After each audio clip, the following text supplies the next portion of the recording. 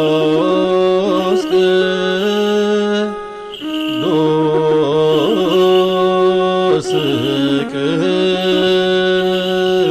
ቅዱስ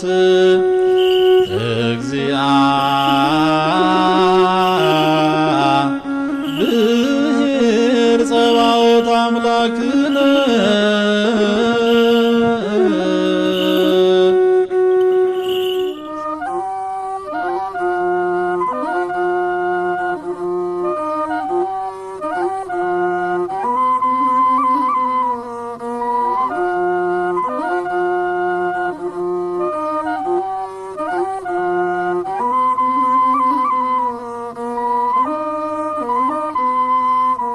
በስመ አብ ወወልድ ወመንፈስ ቅዱስ አሐዱ አምላክ ይትባረክ እግዚአብሔር አምላከ አበዊነ ስቡሁኒ ውእቱ ወልዑልኒ ውእቱ ለዓለም። አምላክ አቦታትና አምላክ አብርሃም አምላክ ይስሐቅ አምላክ ያዕቆብ ዝነበረን ዘሎን ዝነብርን ዝኸበረን ዝተመስገነን ይኹን። እማ አምላክ ቅድስተ ቅዱሳን ድንግል ማርያም አኽሊልና ትምክሕትና ምኽንያት ድሕነትና ስማ ንዘለዓለም ዝኸበረን ዝተመስገነን ይኹን። ኩሎም ቅዱሳን ሁርያነ እግዚአብሔር መላእክት ጻድቃን ሰማይት ስሞም ይኽበር ይመስገን። ህዝቢ እግዚአብሔር ከመይ ይውዒልኩም? አሜን። እቲ ሕያውን ልዑለ ባህርን ዝኾነ እግዚአብሔር አምላኽና ካብ ድቃስ አንቂሑ ካብ ድኻም አጽኒዑ ካብ ሕማም አንጺሁ ስሙን ክንጽውዕ ቃሉን ክንሰምዕ ስለ ዝፈቐደ ስሙን ዘለዓለም ዝኸበረን ዝተመስገነን ይኹን። ከምታ ቀዲምና ዝጀመርናዮ ናይ ወንጌል ዮሐንስ መምርሂ ኣብ ዝሓለፈ ካብ ፍቕዲ 6 ክሳብ 13 ዘሎ ርኢና ነርና። ንሎሚ ከዓ መቐጸልታናቱ ካብ ፍቕዲ ወንጌል ዮሐንስ ምዕራፍ 1 ፍቕዲ 14 ዘሎ ሃይለ ቃል ሒዝና ክንብገስ ኢና። ዝምህር እግዚአብሔር እዩ፣ ዝምዕድ እግዚአብሔር እዩ፣ ምኽርን ጥበብን ምስጢርን ዝገልጽውን እግዚአብሔር እሞ እግዚአብሔር ክምህረና እግዚአብሔር ክምዕደና እግዚአብሔር ምስጢሩ ክገልጸልና ቅዱስ ፈቃዱ ይኹን።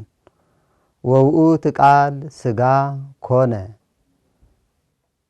ቃል ሥጋ ኮነ፣ እቲ ቃል ጸጋን ሓቅን መሊእዎ ኣባና ሓደረ ይብል።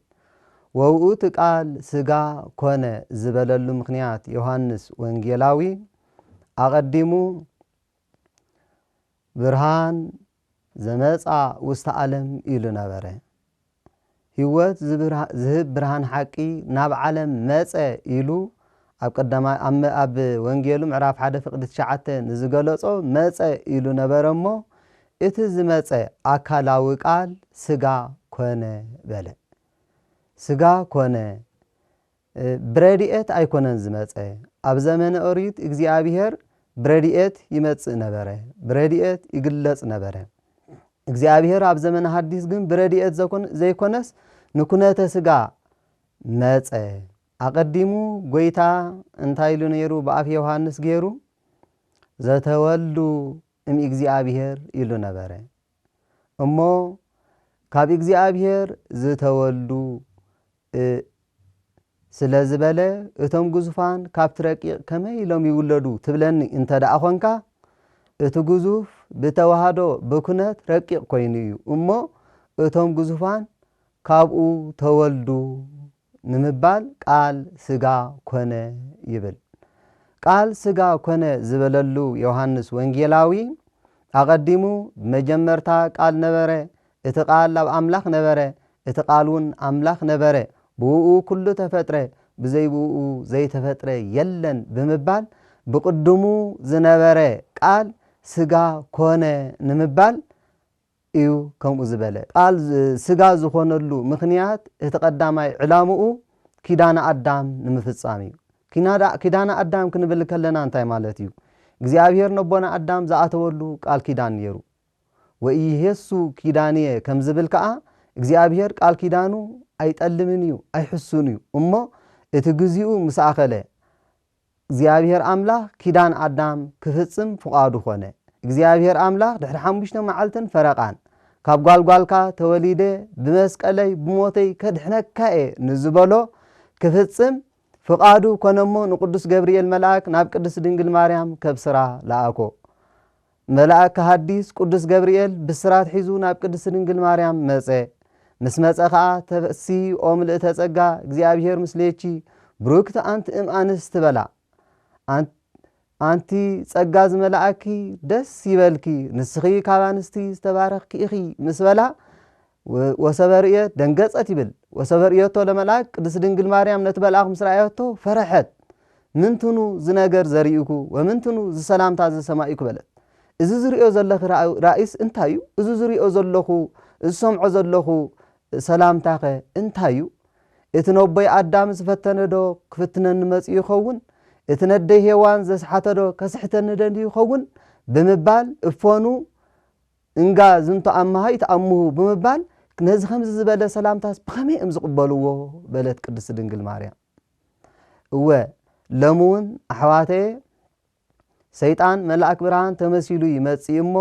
ውዳሴ ከንቱ ንዘብዝሕ ሰብ ስቂልክን ክትሰምዖኦ ብኡ ክትጋገያ አይግባእክኒ እቲ ነዲኽን ሄዋን ዘስሓተ ጸላአ ሰናያት ሕጅውን እሱ ኣብ ዝሓድሮም ብዝተፈላለየ ሰባትን ብደቂ ዓለምን እንዳገበረ ውዳሴ ከንቱ እናብዝሐ ልቡ ብዙሓት የሸፍትን ንብዙሓት ካብ ተዓስበ ዓወት የጥፍእን ኣሎ ሓደ እኳ ነቲ ተዓስበ ዓወት አየግድፍኩም ከም ዝበለ ሐዋርያ ቅዱስ ጳውሎስ ካብ ተዓስበ ዓወት ሓደ እኳ ክግድፈክን አይግብኦን ብውዳሴ ከንቱ ገይሩ ሓደ እኳ ከስሕተክን ካብቲ እምነትክን ካብቲ ንጽህናክን ቅድስናክን ክዝርፈክን አይግብኦን እሞ እንታይ ደኣ ንስኻትክንሲ ነዴኽን ቅድስት ድንግል ማርያም ክትመስላ ይግባእ እንታይ እዩ እዚ ነገር ዝረአኹ እንታይ እዚ ሰላምታ እዚ ሰማዕኩ በለት ኢላውን ሰቃይ በለትን እንታይ ደኣ ነቲ ከብስራ ዝመጸ መልአክ እግዚአብሔር ቅዱስ ገብርኤል ከብስራ መንፈስ ቅዱስ ይመጽእ ለአልየቺ ወሃይለሉል ይጸለቺ ዘኒት ወለድ ምንየቺ ቅዱስ ውእቱ ወይሰመይ ወልደ እግዚአብሔር ልዑል ወይሁቦ እግዚአብሔር አምላክ መንበረ ዳዊት አቡሁ ወይነግስ ለቤተ ያዕቆብ ለዓለም ምስበላ ንቅዱስ ገብርኤል ከምዚሉ ከብስራ እንከሎ ተመሊሳ ብሕታ አዋጠረቶ ይብሉ ሊቃውንት ሐዲስ ከመይ እንዳበለት እንታይ እንዳበለት ንአይቴ ረከብከ ዘከመዝ ብስራተ እዚ ከምዚ ዝበዝለ ብስራትሲ ካበይ ኢኻ ረኺብካዮ እምድር ዘእንበለ ዘር እትወተ ወእምድንግል ዘእንበለ ምጥ ጽንሰተ በለቶ እዚ ከምዚ ዝበለ ብስራት አበይ ኢኻ ረኺብካዮ ካብ ምድሪ ብዘይ ዘርኢ እትወት ካብ ድንግል ብዘይ ሰብአይ ጽንሰትሲ አበይ ኢኻ ረኺብካዮ ብምባል ብሕቶ አዋጠረቶ ቅዱስ ገብርኤል ነዚ ሕቶ ናይ ቅድስት ድንግል ማርያም ምስ ሰምዐ መንፈስ እግዚአብሔር ይመጽእ ለአልየቺ ወሃይለ ልዑል ይጸለቺ ዘኒት ወለድ ምንየቺ ቅዱስ ውእቱ ወይሰምይ ወልደ እግዚአብሔር ልዑል በላ መንፈስ እግዚአብሔር ልዑል ከጽለልኪ እዩ ሓይልት ልዑሉን አባኽ መጽእ እዩ እቲ እትወልድዮሙን ወዲ ልዑል እግዚአብሔር ክስመይ እዩ በላ መንፈስ ቅዱስ ክሕልወኪ እዩ እዚ ከመይሉ ክኸውን ክእል ስለዝበለቶ መንፈስ ቅዱስ ክሕልወኪ እዩ ወአቀባ መንፈስ ቅዱስ እንከርሰ እማይ መንፈስ ቅዱስ ካብ ከርሳ አዲኣ አትሒዙ ሓልይዋ እዩ እሞ መንፈስ ቅዱስ ክሕልወኪ እዩ እምነ ሰለስቱ ግብራት መንፈስ ቅዱስ ካብቶም ሰለስተ ግብራት ክሕልወኪ እዩ በላ ስመ ንጹህ ውእቱ እምነ ሰለስቱ ግብራት እምንቱ ሩካቤ ዘር ወሰሱለተ ድንግልና ከም ዝብል ማለት እዩ እሱ እቲ ኻባኺ ዝውለድ ካብ ሩካቤ ካብ ዘር ካብ ምፍራስ ድንግልና ንጹህ እዩ ንስኹውን መንፈስ ቅዱስ ካብ ሩካቤ ካብ ዘር ካብ ምፍራስ ድንግልና ክሕልወኪ እዩ ከመይ ንሱ ብድንግልና ተጸኒሱ ብድንግልና ክውለድ እዩ ከምታ አዳም ካብ ድንግል ምድሪ ካብ ኤልዳ ዝተፈጥረ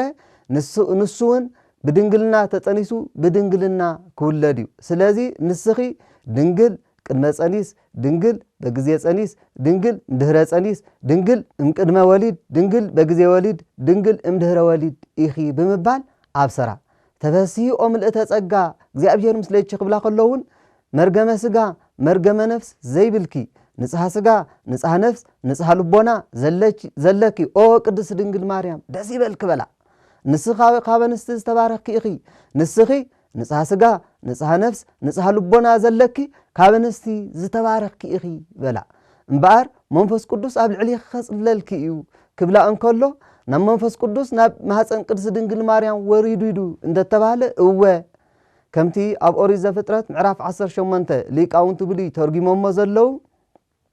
ናብ ማህፀን ቅድስቲ ድንግል ማርያም ስላሴ ወሪዶም እዮም ኣብ ለአቅቦ ወድ ለተሰግዎ መንፈስ ቅዱስ ለአንጽሖ ሰለስቲኦም ወሪዶም እዮም ኣብ ንኽሕልዋ ወልድ ካብ ስጋኣ ስጋ ካብ ነፍሳ ነፍስ ወሲዱ ሰብ ንኽኸውን መንፈስ ቅዱስ ለአንጽሖ ማለት ለአክብሮ ንኸኽብራ ካብኣ ተወልደ ለአንጽሖ ክብል እንከሎ ሓጢአት ስለ ዝነበራ ኣበሳ ስለ ዝነበራ ከንጽሓ ኣይኮነን እንታይ ደኣ ከኽብራ ምኽንያቱ አንጽሖ ስጋሃ ሃደረ ለዓሊሃ ክብል እንከሎ ቅዱስ ያሬድ እውን ነዚዩ ኣኽቢሩ ስጋኣ ሓደረ ኣብ ልዕሊኣ ንኽብል እዩ እምበር ሓጢአት ስለ ዝነበራ ኣበር ስለ ዝነበራ ጥንተ ኣብሶ ስለ ዝነበራ ኣይኮነትን ቅድስቲ ድንግል ማርያም ጥንተ ኣብሶ ዘይብላ ኣበር ዘይብላ ንጽህት እያ ከምቲ ሰሎሞን ኣልብች ነውሩ ወእሚንቲ ንበላዕልየቺ እህትየ መርአት ዝበላ ኣተሓፍተየ መርዓተየ ንስኺ ኣበር ዘይብልኪ ንጽህት ኢኺ ከም ዝበላ ኣበር ዘይብላ ንጽህቲ ቅድስቲ እያ እግዚኣብሔር ኣምላኹን ካብ ከርሳ ኣዲኣ ሄዋን ጀሚሩ ካብ ሕቋ ኣባኣ ኣዳም ጀሚሩ ዝሓለዋ ምክንያቱ እስመ ሃርያ እግዚኣብሔር ለጽዮን ወኣብደራ ከመ ትኩኖ ማሂደሮ ከም ዝብል ኣብ መዝሙር ዳዊት ምዕራፍ 86 እግዚኣብሔር ኣምላኽ ንጽዮን ምሕደሪኡ ክትኮና ሓሪዋ እዩ ንዘለኣለም ከዓ መዕረፊተይ ኢልዋ እሞ ሓሊዋ ዓቂብዋ እዩ ከመይ እንተተባሃለ ትንቢት ኢሳይያስ ምዕራፍ 1 ፍቅዲ 9 ከምዚ ይብል ወሰብኣኮ እግዚኣብሔር ጸባኦት እያ ትረፈ ለነ ዘርአ ከመ ሰዶም እንኮነ ወከመ ገሞራ መሰልነ ይብል እግዚኣብሔር ጸባኦት ዘርኢ እንተዘይሓድገልና ነይሩ ከም ሰዶም ምኾንና ንጎሞራው መሰልና ይብል እግዚኣብሔር ግን ንጽህቲ ዘርኢ ብርህቲ ዕንቂ ካብ ሕቋ ኣዳም ናብ ኣበው እናተወራረሰት እትመጽእ ኣበር ዘይብላ ዘርኢ ሓደገልና እዛ ዘርኢ እዚኣ ቅድስቲ ድንግል ማርያም እያ እዛ ዘርኢ እዚኣ እታ እግዚኣብሔር ዝሓረያ እግዚኣብሔር ኣምላኽ ካብኣ ክውለድ ካብ ስጋኣ ስጋ ካብ ነፍሳ ነፍሲ ክወስድ ክዋሃድ ዝመረፃ ቅድስቲ ዘርኢ እዚኣ ነዚኡ እውን ኣብ ሕርያቆስ ወሰበርእየ ንጽህናቺ እግዚኣብሔር ለሊሁ ፈነወ መልአኮ ብርሃናዊ ዘስሙ ገብርኤል ወይበለቺ መንፈስ ቅዱስ መጽእ ላዕለቺ ዋይለልዑል ጸለቺ ዝብላ እግዚኣብሔር ንባዕሉ ንጽህናኺ ምስ ረአየ ብርሃናዊ ዝኾነ መልአኹ ለኣኸበለ እሱ ከዓ መንፈስ ቅዱስ ኣብ ልዕሊኻ ክመጽእ እዩ ሓይለቱ ልዑል ከዓ ከጽለልኪ እዩ እናበለ ኣብሰረኪ ይብላ እግዚኣብሔር ንቅድስቲ ድንግል ማርያም ዝመረፃ እግዚኣብሔር ንቅድስቲ ድንግል ማርያም ዝሓርያ ንጽህናኣ ቅድስናኣ ርእዩ ቅድሲ ንጽህቲ ስለ ዝኾነት በዚ መረፃ ነዚኡን ቅዱስ ኤፍሬም ሶርያዊ ምዝ ክሓብር ከሎ ኣብ ውዳሴ ማርያም ናይ ሮብዕ እንታይ ይብል ከብካብ ንጹህ ወመርአ ቅዱስ ነጸረ ኣብ እምሰማይ ወይረከበ ዘከማቺ ፈኖ ዋህዶ ወተሰብአ ምንየቺ ይብላ መርአ ቅዱስ በለ ቅዱስ መርዕ ከብካብ ተመርዓወ ቃል ላዕሊሃ ከም ዝበሎ ቅዱስ ያሬድ ማለት ቃል ኣብ ልዕሊኣ ተመርዓወ ቃል ኣካላዊ ቃል ካብ ስጋኣ ስጋ ካብ ነፍሳ ነፍሲ ወሲዱ ተዋሃደ ሰብ ኮነ ሰብ ኣምላኽ ሰብ ኮነ ሰብ ኣምላኽ ኮነ ከም ዝብሎ ነዚ እምበኣር እዩ ተመርዓወ ቃል ላዕሊሃ ዝበሎ ስለዚ ቅዱስ ከብካብ ንጹህ መርዓ እግዚኣብሔር ከማኺ ዝበላ ኣይረኸበን ስለዚ እቲ ሓደ ወዱ ናባኺ ንተሰግዎ ለኣኾ ይብል እሞ ቅድስቲ ድንግል ማርያም ንጽህቲ ቅድስ ስለ ዝኾነት ኣካላዊ ቃል እግዚኣብሔር ንኣካላዊ ቃል ንወዱ ናብ ቅድስቲ ድንግል ማርያም ለኣኾ ቅዱስ ገብርኤል ከብስር ከለውን ከምዚ ዝበላ ነዚ እምበር ስለዚ ኤልሳቤጥኒ እንተም ኣዝማድቺ በልህቃትያ ወርእሳትያ ይእስኒ ጸንሰት ወለከበት ወልደ ይብላ እታ ኣዘመድክ ዝኾነት ኤልሳቤጡን ኣብ እርጋና ወዲ ወሊዳላ ወናው ሳድስ ዝንትበር ለእንተ ይብልዋ መካን ነታ መካን ዝብላውን ሻርሻይ ወርሓ ኮይኑሎ እስማዕልዎ ነገር ዘይሰኣኖ ለእግዚኣብሔር በላ ንእግዚኣብሔር ዝሰኣኖ ነገር የለን በላሞ ንእግዚኣብሔር ሰኣኖ ነገር የለን ምስ በላ ቅድስቲ ድንግል ማርያም ነያ ኣመቱ ለእግዚኣብሔር ይኩነኒ በከመ ትበለኒ በለቶ እምበኣር ይኩነኒ ከምቲ ዝበልካለይ ምስ በለት ከም ዝበልካኒ ምስ በለቶ ከም ምርኣይ ከም ዓይኒ ከም ምስማዕ ከም እዝኒ እግዚአብሔር አካላዊ ቃል ናብ ማህፀም ድንግል ወረደ ካብ ስጋኣ ስጋ ካብ ነፍሳ ነፍስ ወሲዱ ከዓ በአጽዋዕተ መንፈስ ቅዱስ ኣብ ማህፀና ተቀርጸ ኢሎም ሊቃውንት ይገልጽዎ ኣብ ማህፀና ተቀርጸ ካብ ስጋኣ ስጋ ካብ ነፍሳ ነፍስ ወሲዱ ኣብ ማህፀና ን9 ወርሕን ን5 መዓልትን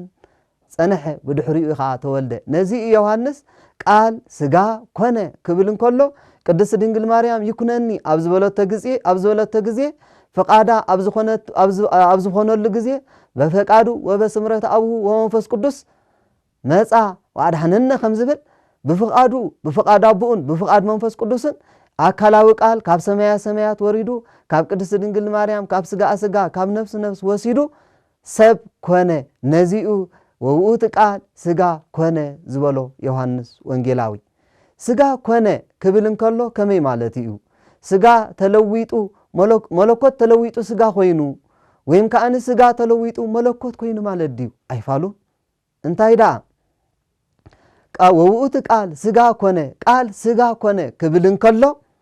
እቲ ቀንዲ ትርጉም ምስጢር ተዋህዶ ኣብዚ ኢና እንረኽቦ ማለት እዩ ከመይ ማለት እዩ እዚ ኃይለ ቃል እዚ መሰረት ናይ ቅዱስ ኦርቶዶክሳዊት ተዋህዶ ቤተክርስቲያን መሰረት እምነት ዝኾነ ኃይለ ቃል እዚ ቃል እዚ እምኒ ማእዝን ናይ ሃይማኖትና እዩ እዚ ቃል እዚ ብዙሓት ዝተዓንቆፍሉ ብዙሓት ዝወደቁሉ ብዙሓት ከዓ ዝተስኡሉ እዩ ከምቲ እግዚአብሔር በአፍ ነቢይ ኢሳይያስ ገይሩ ኣብ ትንቢት ኢሳይያስ ምዕራፍ 8 ፍቅዲ 14 ገሊጽዎ ዘሎ ግርማይን ቅድስናይን ንቤተ እስራኤል ንቤተ ይሁዳን ንክልቲአን መዕንቀፍን አንደርሂጹ ዘውድቅ ከውሕን ክኾነን እዩ ከም ዝበሎ እሞ ንብዙሓት ካብ ኢየሩሳሌም ከኣኒ ዝዕንቅፍን ዝጭፍልቕ እምኒ ማእዝን ክኸውን እዩ ብዙሓቱን ብሰንኩ ኣብ መፈንጠራ ከኣትዮም ኢሉ ከም ዝገለጾ እዚ ኃይለ ቃል እዚ ወውእቱ ቃል ስጋ ኮነ ዝብል ንብዙሓት ዝዕንቅፍን ንብዙሓት ከዓ ዘተስእን እዩ ነዚኡን ስምዖን አረጋዊ ኣብ ሉቃስ ምዕራፍ 2 ፍቅዲ 34 እንታይ ይብል ወናሁ ዝንት ህፃን ይከውን ለድቀተሙ ወለተንሰአቶሙ ለብዙሓት እስራኤል ይብል እዚ ህፃን እዚ በላን ቅድስት ድንግል ማርያም ካብ ደቂ እስራኤል ንብዙሓት ምኽንያት ምውዳቆምን ምኽንያት ብትንስኦምን ክኸውን እዩ ብምባል ስምዖን አረጋዊ ዝመስከሮ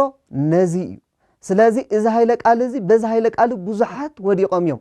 ብዙሓት በዚ ኃይለ ቃል እዚ ክሒዶም ተጨፍሊቆም እዮም ብዙሓት በዚ ኃይለ ቃል እዚ ቃል ስጋ ኮነ ብዝብል ኣብ መፈንጠራ ክሕደት ኣትዮም እዮም ሕጂውን ናይቶም ኣብ መፈንጠራ ክሕደት ዝኣተው መንገዲ ሒዞም ዝኸዱ መናፍቃን ሃራጥቃ ኣለው እዚ ኃይለ ቃል እዚ ህይወት ዝህብ ነቶም ዝኣመነዎ ህይወት ዝህብ ክኸውን እንከሎ ነቶም ዘይኣመንዎን ዘይተቀበልዎን ግን አንደልሂጹ ዘውድቅ እምኒ ማእዝን ኮነ ወውእቱ ቃል ስጋ ኮነ ክብል እንከሎ ከመይ ማለት እዩ ይብል እሞ 7 ነገራት የምጽእ ኣብዚ እቶም 7 ነገራት ኣብዚ ንኽሓድያን ዝረትዑ ንደቂ ቅድስት ኦርቶዶክሳዊት ተዋህዶ ከዓ ምስጢር ዝገልጹ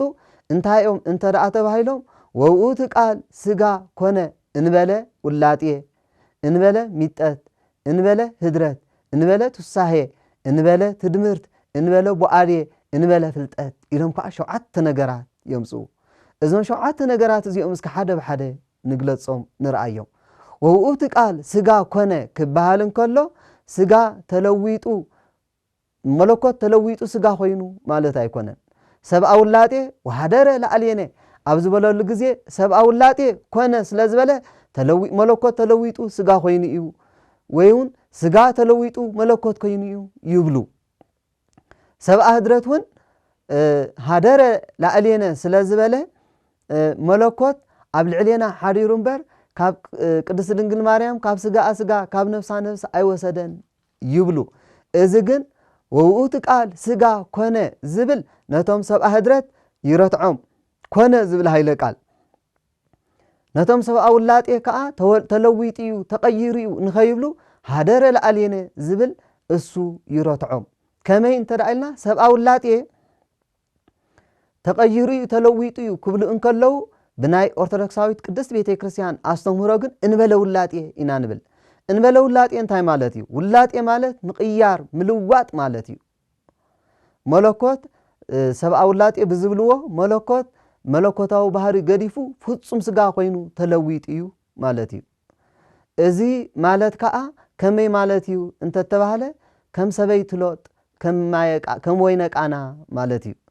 ሰበይቲ ሎጥ ኣብ ኦሪት ዘፍጥረት ምዕራፍ 19 ካብ ፍቕዲ 17 ክሳብ 26 ዘሎ ሃይለ ቃል እንተ ዳርኢና ኣቦና ሎጥ ኣብ ሶዶም ኣብ ጎሞራን ኣብ ዝነበረሉ ግዜ መላእክቲ እግዚአብሔር ናብኡ መፁ ክልተ መላእክቲ እሞ ከም ዝበልዎ እግዚአብሔር እህታ ወይ ኣውያት ናይ ብዙሓት ሰሚዑ እዩ ስለዚ ነዛ ከተማ እዚኣ ከነጥፋኣ ለኣኸና በልዎ እሞ ንስኻ ኣብዛ ከተማ ዘለካ ሰብ ኩሉ ሒዝካ ውፃእ በልዎ ሎጥ ግን ክወፃእ ኣይከኣለን ሎጥ ስለዘይ ወፃእ ኣብ ግዚኡ ከዓ ወጋሕታ ምስኮነ መላእክቲ እግዚአብሔር እንተመፁ ኣብ ምፀንሕዎ ንዕኡን ንሰበይቱን ብኢዱ ሒዞም ንክልቲኦም ደቁም በኣዳውን ሒዞም ኣውፅኡዎም እሞ ሰለስተ መጠንቀቕታ ቃላት ከዓ ሃብዎም እግዚአብሔር ኣምላኽ ነዛ ከተማ እዚኣ ከጥፋኣ እዩ ከነጥፋኣ ልኢኽና እዩ እሞ ንስኻ ምእንቲ ከይትጠፍእ ንድሕሪት ገጽካ ግልጽ ኣይትበል ኣብዚ ጎልጎል ደው ኣይትበል ንስኻ ናብዚ እምባ ኣቢልካ ህደም በልዎ ሎጥ ግና በጃኹም ኣብዛ ቅድመይ ዘላን እሽተይ ከተማ ናብኣ ከኣቱ ምክንያቱ ኣብቲ እምባ ክሳብ ዝበፅሕሲ ከይጠፍእ ብምባል ነቲ መልአክ እግዚአብሔር ለመኖ እሞ ፍቂደልካ ኣለኹ ኣብኡ ክሳብ ትበፅሕ ከዓ ኣይከጥፋኣኒ ወለ እሞ እቲ መልአክ ኣቦና ሎጥ ምስ ሰበይቱን ምስ ደቁን ኣብታ ከተማ ኣብ ክሳብ ዝኣቱ መልአክ እግዚአብሔር ወይ መላእክቲ እግዚአብሔር ንሶዶምን ገሞራን ኣያጥፍእወንን ልክ ኣብታ ከተማ ከኣትው ከለዉ ግና ዲንን ሓውን ኣውረዱ ካብ በቕልን ክሳብ እንስሳ ክሳብ ሰብን ኩሎም ከዓ ኣጥፍእዎም ሰበይቲ ሎጥ ነዚ ነገር እዚ ክትርኢ ቁሊሕ ምስ በለት ዓንዲ ጨው ኮይና ተረፈት ውላጤ ዝበሃል እምበኣር እታ ሰበይቲ ሎጥ ሰብ ዝነበረት 4 ባህርያት ስጋ 3 ባህርያት ዝነበራ ሰብ ዝነበረት ፍጹም ባህራ ተቀይሩ ናብ ግኡዝ ጨው ተቀየረት እዚ ውላጤ ይበሃል ኢየሱስ ክርስቶስ ማለት አካላዊ ቃል ስጋ ኮነ ክበሃል እንከሎ እንበለ ውላጤ ባህሩ ከይገደፈ በተአቅቦ ማለት መለኮት መለኮታዊ ባህሩ ከይገደፈ ስጋ ስጋው ባህሩ ከይሓደገ ክልቲኦም በተአቅቦ ቃል ስጋ ኮነ እንብሎ ነዚ ስጋ ተለዊጡ መለኮት ኮይኑ እንተ ደኣ ኢሎምን ከምኡ መለኮት ተለዊጡ ስጋ ኮይኑ እንተ ኢሎም ሰብኣ ውላጤ ድሕነት ዓለም ኣይተፈጸመን እዮም ዝብሉ ዘለው ምክንያቱ ዓለም ብፍጡር ክድሕን ኣይትኽእልን እያ ከምቲ ነቢ ኢሳይያስ ዝገለጾ ነባሂነ ነባሂነ ወኮነ ከመዘኢ ነባሂነ ይብል ጋዓርና ከምዘይ ጋዓርና ከዓ ኮና ይብል ኣህየውነ ሰብኣ ወይፈወስነ ሰብ ንኸነሐዊ ኣሕወና ግን ከዓ ኣይሕወናዮን ይብል ፈወስናሃ ለባቢሎን ወይተፈወሰት ንባቢሎን ፈወስና ግን ከዓ ኣይተፈወሰትን እምበኣር ሰብ እዛ ዓለም እዚኣ ወይ ኣቦና ኣዳም በኣምላኽ እንተ ዘይኮይኑ ብፍጡር ኣይድሕኒ እግዚአብሔር መለኮት ማለት እግዚአብሔር ቃል እንተ ደኣ ተለዊጡ ሰብ ኮይኑ እዩ ዝብሉ ኮይኖም ሰብኣ ውላጤ ድሕነት ኣይተፈጸመን እዮም ዝብሉ ዘለው ምክንያቱ መለኮት እቲ ዘይድህሰስ መለኮት እቲ መከራ ክቅበል ክሓምም ክጸምእ ክመውት ዘይክእል ሞት ዘይሰማምዖ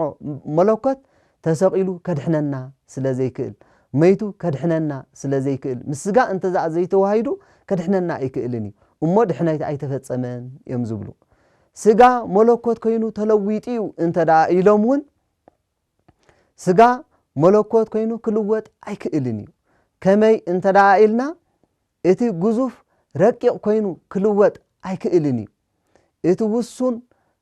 ጠማይ ሓማሚ ጸማኢ ክልወጥ ኣይክእልን እዩ ምክንያቱ ስጋ ቀዳማዊ ኣይኮነን ግዜ ዘመን ዝተቆጽረሉ ስለ ዝኾነ ቀዳማዊ ክንብሎ ኣይንኽእልን ኢና እምበኣር ስጋ በይኑ ከዓ ከድሕነና ኣይክእልኒ እሞ ከመይ ዳ እዩ እንተ ተባሃለ ቃል ስጋ ኮነ ክበሃል እንከሎ ቃል ስጋ ኮነ በከዊን በፍጹም ተዋህዶ በተአቅቦ ብዝብል እንበለ ውላጤ ዝብል መልሲ ኢና እንረኽበሉ ተዋህዶ ምስጥረ ተዋህዶ ማለት እዚ እዩ ቃል ስጋ ኮነ በከዊን ቃል ስጋ ኮነ በፍጹም ተዋህዶ ቃል ስጋ ኮነ በተአቅቦ ቃል ስጋ ኮነ እንበለ ውላጤ ብዘይ ምልዋጥ እግዚአብሔር ኣይልወጥን ይብል ሚልክያስ ኣብ ምዕራፍ 3 ፍቅዲ 6 ተዳይርናዮ እግዚአብሔር ኣይልወጥን እዩ ስለዚ ውላጤ ንእግዚአብሔር ኣይሰማምዑን እሞ ሰብኣ ውላጤ ነዚ ክሕደት ሒዞም ብዙሓት ከጋጉዩ እኳ እንተፈተኑ ንሕና ግና በቲ ናይ ቅድስት ኦርቶዶክሳዊት ተዋህዶ ቤተክርስቲያንና ቃል ስጋ ኮነ እንበለ ውላጤ ብዝብል ኢና እንኽተል። እቲ ካልኣይ ሚጠት ይበሃል። ሚጠት ማለት ምምልላስ ማለት እዩ። ቃል ስጋ ኮነ እንበለ ሚጠት ካይብል ብዘይ ምምልላስ ማለት እንታይ ማለት እዩ? ምምልላስ ማለት ሓንሳብ መለኮት ተለዊጡ ስጋ ይኸውን ተመሊሱ መለኮት ይኸውን፣ ስጋ ተለዊጡ መለኮት ይኸውን ተመሊሱ ስጋ ይኸውን ማለት እዩ ብባህላ ናይ ሰብኣ ሚጠት። እዚ ማለት ከመይ እዩ? ከም በትሪ ሙሴ ከም ማየ ግብፅ ማለት እዩ። እግዚአብሔር ንሙሴ ንደቂ እስራኤል ካብ ግብፂ ከድሕኖም ምስ ፈተወ ንሙሴ ከድሕኖም ለኣኾ። ሙሴ ናብ ግብፂ ክኸይድ እንከሎኒ እግዚአብሔር ከም ዝበሎ ኦ እግዚአብሔር አምላኽ ኣነ እግዚአብሔር ተገሊጽለ እዩ እንተበልክዎም እሞ ምእማን እንተኣቦይኒ ምስማዕውን እንተኣቦይስ እንታይ ክገብር ብምባል ንእግዚአብሔር ሓቶ። እግዚአብሔር ከዓ ንሙሴ ከምዚ ኢሉ ይምልሰሉ ኣብ ኢድካ እንታይ ኣለካ? በትሪ ኣብ መሬት ደርብዮ ይብሎ። ይድርብዮ እሞ ተመን ይኸውን። ሙሴ ሰንበደ ብጭሩ ሓዞ በሎ፣ ሓዞ በትሪ ተቐየረ። ኢድካ ናብ ትሽካ እትዎ በሎ፣ ኣእተዎ እሞ ኢዱ ከዓ ጻዕዳ ሕማም ሓመመ ከም በረት ጻዕዳ እውን ኮነ። መሊሱ ኣውፅኦ እእትዎ ናብ ትሽካ በሎ፣ እእተዎ እሞ ናብቲ ዝነበረ ከምቲ ካልእ ኣካሎቱ ከዓ ተመልሰ። እምበኣር እግዚአብሔር ደቂ እስራኤል ከምዚ ይብላ ኣሎ በሎም ኣነ ኣምላኽ ኣቦታትኩም ኣምላክ አብርሃም ኣምላክ ይስሐቅ ኣምላክ ያዕቆብ እሞ ከድሕነኩም የበዚ ኢልካ ኣርእዮም በሎ። እንተ ኣብዮምኻ ግን ካብቲ ፈለግኒል ማይ ውሰድ እሞ ኣብ መሬት ክዓዎ ደም ክኸውን እዩ በሎ። ሙሴ ከዓ ከምኡ ገበረ። ኣብ ቅድሚ ፈርዖን ናብ ቤተ መንግስቲ ምስ ኣተወ ኣሮንን ሙሴን ኣተው እሞ እግዚአብሔር ኣምላኽ ህዝበይ ስደደለይ ፈንወለይ ህዝበይ ከገልግሉን ይብለካ ኣሎ በልዎ። እሞ ንትእምርቲ ዝኾነ ከዓ ነቲ በትሩ ናብ መሬት ደርበየ ይብል። ተመን ኮነ። ተመን ምስ ኮነ ፈርዖን እውን ነቶም ጠንቆልቱ ንኢያኔስን ንኢያንበሬስን ፀውዖም። ኢያኔስን ኢያንበሬስን ንበትሩ በትሮም ደርበዩ እሞ እሳተን እውን ኣትማን ኮና። በትር ሙሴ ግና ናባትር ና ኢያኔስን ኢያንበሬስን ወሓጠተን እሞ ተመሊሳ ከዓ ንሳ እንታይ ኮነት? ተመሊሳ ንሳ ከዓ በትሪ ተቀየረት። እዚ ሚጠት ይበሃል። ሚጠት ማለት በትሪ ሙሴ በትሪ ነራ ተመን ከም ዝኾነት ተመሊሳውን በትሪ ከም ዝኾነት ከምኡ ማለት እዩ። እዚ ሚጠት ይበሃል። ከምኡውን ማየ ግብፅ ማይ ተቀይሩ እንደገና ከዓ ናብ ማይ ከም ዝተመልሰ ሚጠት ይበሃል። ናይ ኢየሱስ ክርስቶስ ናይ ስጉ ቃል ማለት ቃል ምስ ስጋ ብምዋሃዱ እንበለ ሚጠት እንብሎ ነዚ ብዘይ ምልዋጥ ብዘይ ምምልላስ ቃል ስጋ ኮነ እንበለ ሚጠት በፍጹም ተዋሂዶ በተአቅቦ በከዊን እንብሎ ነዚ እዩ ማለት እዩ። እቲ ሳልሳይ ህድረት ይበሃል። እንበለ ህድረት ይበሃል። ቃል ስጋ ወውእቱ ቃል ስጋ ኮነ እንበለ ህድረት ብዘይ ህድረት ማለት እዩ። ህድረት ማለት ሓደ ሰብ ሓዳሪ ኣብ ማሂደር ክሓድር እንከሎ ንኣብነት ዳዊት ኣብ ማሂደር ሴፍ ኣብ ሰፈሩ ከኣት እንከሎ ህድረት ይበሃል። ሃብሃሎ ማሂደር ይሓድር ሓዳሪ ከም ዝበሃል ማለት እዩ። ስለዚ ኣብቲ ማሂደር ዘሎ ሓዳሪ ኣብኡ እዩ ዝሓድር ከም ዝበሃል ህድረት ዝብልዎ ሰብኣ ህድረት ነዚኦም። ህድረት ዝብል ኣስተምህሮ ሒዙ ዝመፀ ንስጥሮስ እዩ። ንስጥሮስ ስጉ ቃል ኣካላዊ ቃል ካብ ቅድስት ድንግል ማርያም ካብ ስጋኣ ስጋ ካብ ነፍሳ ነፍሲ ኣይወሰደን እንታይ ደኣ ኣብ ኣሓዲሩ እዩ ዝወፀ ዝብል ጉጉይ ኣስተምህሮ ዝመሃረ እዩ። ነዚ እውን ዮሃንስ እንታይ በለ? ወውእቱ ቃል ስጋ ኮነ ብምባል ይረትዖ። ቅዱስ ቄርሎስ ሊቀ ጳጳስ ዘእስክንድርያ ነዚ ኣምፂኡ ይረትዖ። ወውእቱ ቃል ስጋ ኮነ ዝብል ናይ ዮሃንስ ኣንበብካ እንዲኢኻ ብምባል ይስዕሮ። ምክንያቱ ቃል ስጋ ኮነ ክብል እንከሎ ነቲ ህድረት ዝብል ንሰብኣ ህድረት በዚ እዩ ዝረትዖም። ህድረት ማለት እዚ እዩ። ናይ ጎይታናን መድሓኒናን ኢየሱስ ክርስቶስ ናይ ኣካላዊ ቃል ስጋ ምዃን ማለት ሰብ ምዃን እምበኣር ፍጹም ሰብ ፍጹም ኣምላኽ ዝኾነሉ ምስጢር እንበለ ህድረት ብዝብል ቅድስቲ ቤተ ክርስቲያንና ትምህረና። እትራባዓይ እንበለ ትሳሄ ይበሃል ወውእቱ ቃል ስጋ ኮነ እንበለ ትሳሄ ማለት ምትሕውዋስ ምድብላቕ ማለት እዩ ክልተ ሕብሪ ኣምፂኻ ኣብ ሓደ እንተ ደኣ ሓዋዊስካዮም ፍሉይ ሕብሪ ይህቡ ቀጠልያን ብጫን ኣምፂኻ እንተሓዊስካዮም ፍሉይ ሕብሪ ካልእ ሕብሪ ይህቡ ክልተ ነገራት ንኣብነት ፀባን ቡኑን እንተ ደኣ ሓዊስካዮም ፍሉይ ሕብርን ፍሉይ ጣዕምን ዘለዎ ካፑችኖ ይህቡ እዚ ትሳሄ ይበሃል ምትሕውዋስ ምድብላቕ ይበሃል ናይ ኣካላዊ ቃልን ናይ ትስቢእትን ብምትሕውዋስ ብምድብላቕ ብትሳሄ ኣይኮነን እንታይ ደኣ ብፍጹም ተዋህዶ በከዊን በተኣቅቦ እንበለ ትሳሄ እዩ ኣስተምህሮና ወይ ከዓ ምስጢር ናይ ተዋህዶና እዚ እዩ እቲ ቀፂሉ ሓሙሻይ እንበለ ትድምርት ይበሃል ቃል ወውእቱ ቃል ስጋ ኮነ እንበለ ትድምርት ብዘይ ምድማር ማለት ክልተ ነገራት ኣብ ሓደ ኣምፂኻ ትድርቦም ኢኻ ንኣብነት እንጀራ ኣብ ልዕሊ እንጀራ እንተ ደኣ ደሪብካዮ ሃንዛ ይበሃል ንኽዳን እውን ደጊምካ ኣብ ልዕሊኡ እንተ ደኣ ደሪብካሉ ድርዕቶ ይበሃል ንጋቡን ትድርበሉ ኢኻ እዚ ክትፈልዮ እንተ ደኣ ለሊኻ መሊስካ ትፈልዮ ኢኻ ክትፈልዮ ይከኣል እዩ ማለት እዩ ናይ ምስጢረ ተዋህዶ ቃል ስጋ ዝኾነሉ ግና መሊሱ ክፍለ ኣይከኣልን እዩ እንታይ ደኣ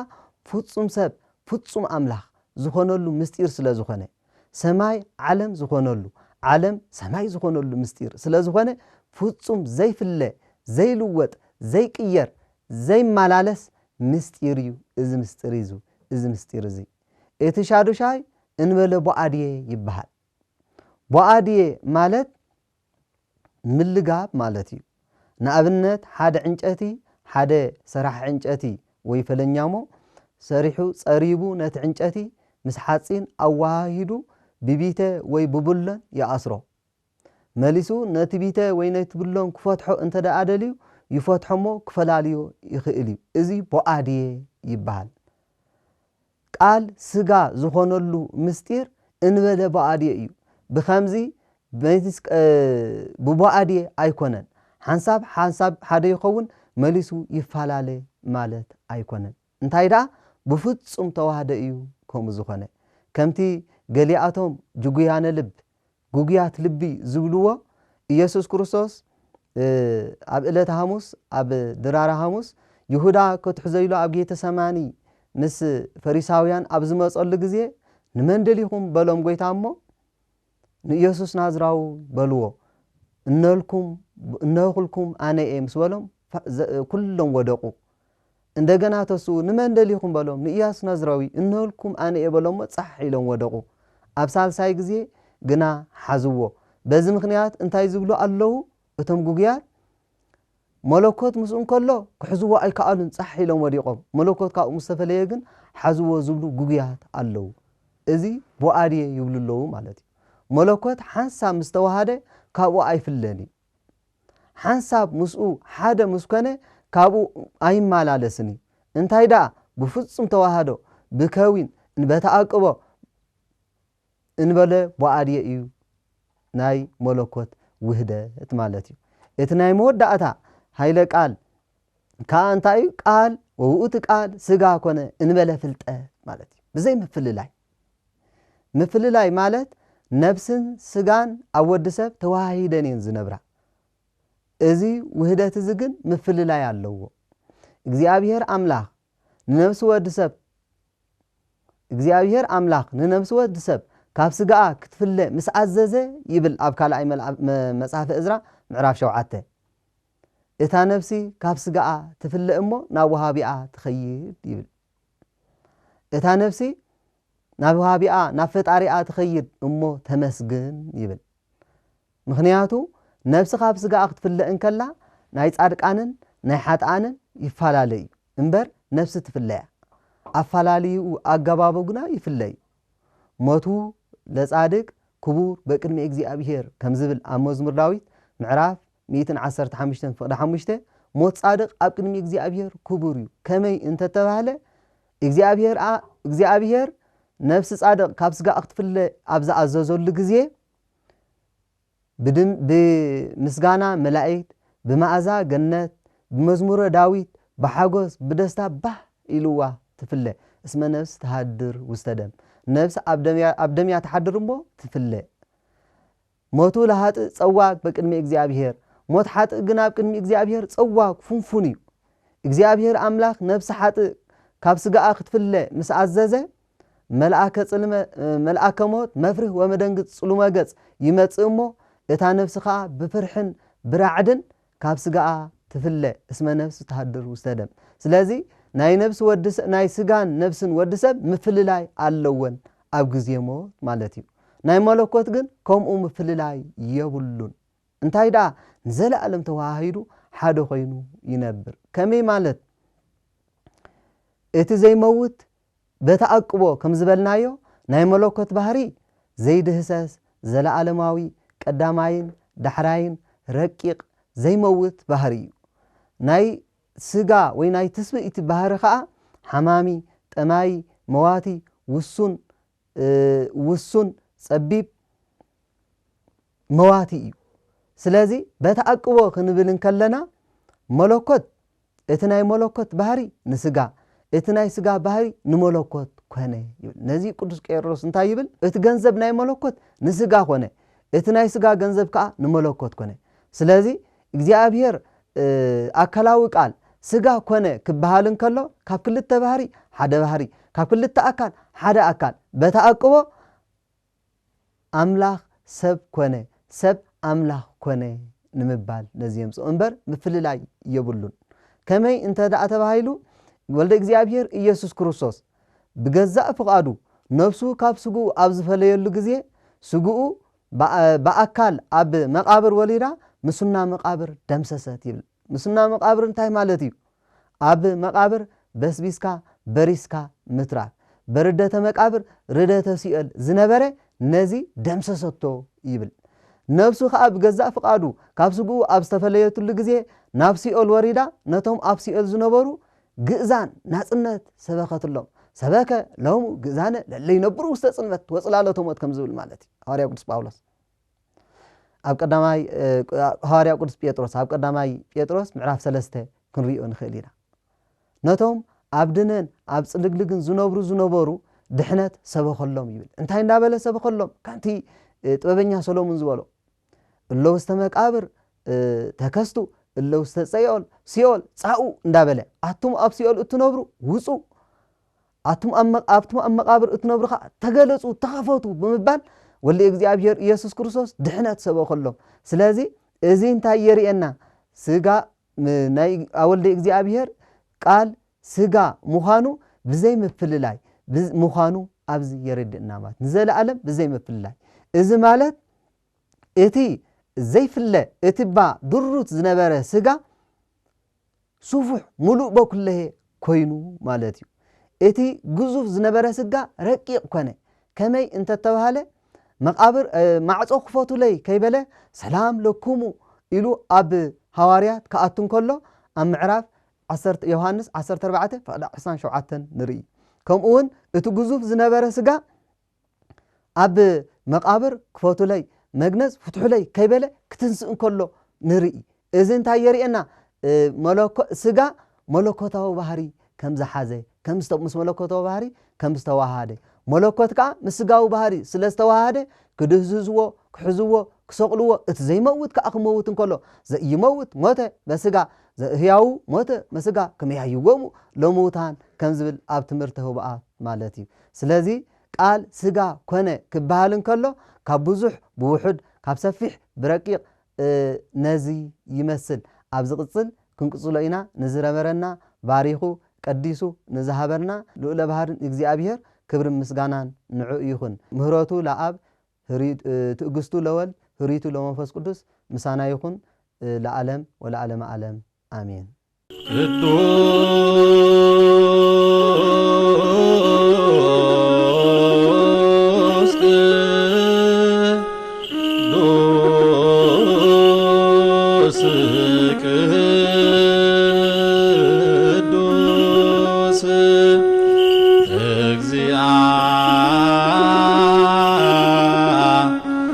እግዚአብሔር